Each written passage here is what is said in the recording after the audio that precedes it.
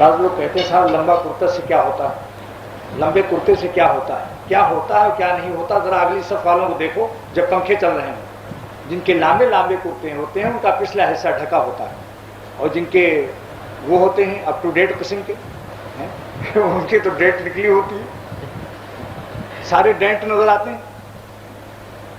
پنکھے ان کے پچھلے دامن کو اٹھائے لیتے ہیں تو بتلاؤ حیا کے خلاف ہوا ہے نہیں. پتلون چست پہنتے ہیں.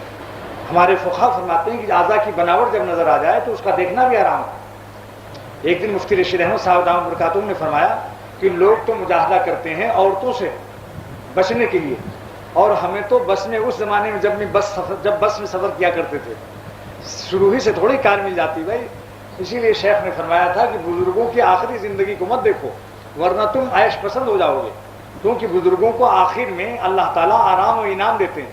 لیکن جوانی میں کیا محنت کی ہے. جوانی میں مفتی صاحب سائیکل چلاتے تھے ٹنڈو آدم میں، اور 2 میل جا کر پڑھاتے تھے ٹنڈو آدم سے گاؤں میں، جہاں کے مفتی ایک ہیں ہمارا فقیر محمد صاحب. اور کچی سڑک، وہ سڑک بھی میں نے دیکھی. آج اللہ تعالیٰ کی رحمت سے موٹر سے کار سے چل رہے ہیں، اپنی ان کی ذاتی کار.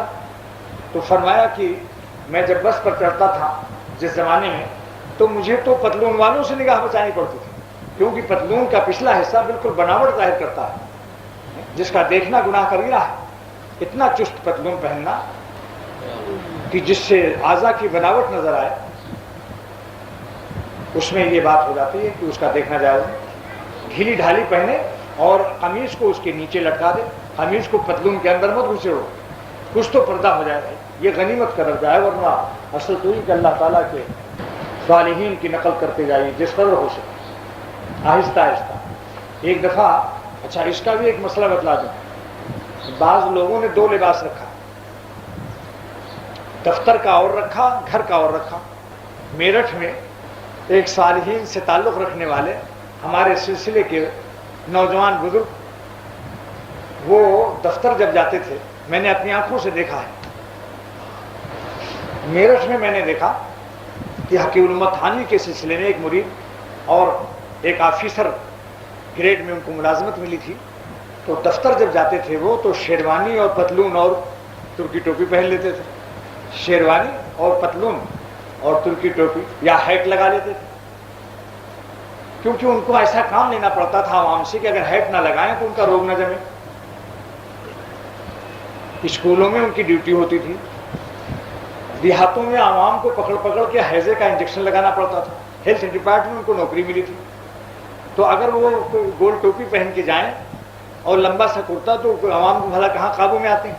ان تو دیکھتے ہیں وہ انسپکٹر صاحب آگے ہیلتھ ڈپارٹمنٹ ہیٹ ویٹ دیکھ کر وہ گیا مثل ریٹ ہو جاتے تھے. عوام جو ہے ہیٹ دیکھ کر مثل ریٹ ہو جاتے ہیں، یعنی ڈر کے چوہا بن جاتے ہیں، اور وہ آسانی سے پوری لائن کی لائن گاؤں والوں کو کھڑا کرا کے انجیکشن لگا دیا انہوں نے. مجبوراً بیچارے دل میں روتے تھے کہ ہائے میں کیا پہنتا ہوں. لیکن جب دفتر سے گھر آتے تھے تو حقیق الامت کے خلیفہ کی صحبت میں اور تمام صالحین کی صحبت میں لمبا کرتا، گول ٹوپی اور عربی پیجامہ ٹخنے سے اونچا، اور تصویر پڑھ رہے ہیں. ایک صاحب نے کہا کہ آپ تو بہروپیہ مالک ہوتے ہیں، میں آپ کو کبھی ہیٹ میں دیکھتا ہوں، کبھی گول ٹوپی میں، کبھی درویش، کبھی مولا، کبھی مسٹر، کیا چکر ہے؟ تو انہوں نے کہا کہ میں بہروپیہ تو ہوں لیکن بہر روپیہ نہیں ہوں. روپیہ نہیں کماتا، اللہ کے لیے بہروپیہ بنا ہوا ہوں. مجبوراً نوکری سے مجبور ہوں، جس دن لات ماروں گا اس دن دیکھنا کہ میں ہیٹ کو انہوں نے کہا اگر میرے قلب میں ہیٹ کی عظمت ہوتی تو میں گھر پر بھی پہنتا. تم دیکھتے ہو کہ میں اتار کر کے ایسے زور سے پٹک اس کو پھینکتا ہوں، بے قدری سے اس کی ذلت کرتا ہوں. لیکن چند ملازمت کا زمانہ ہے، ذرا ابھی دل میں ایمانی قوت نہیں آئی ہے، آ جائے گی تو انشاءاللہ یہ بھی چھوٹ جائے گی.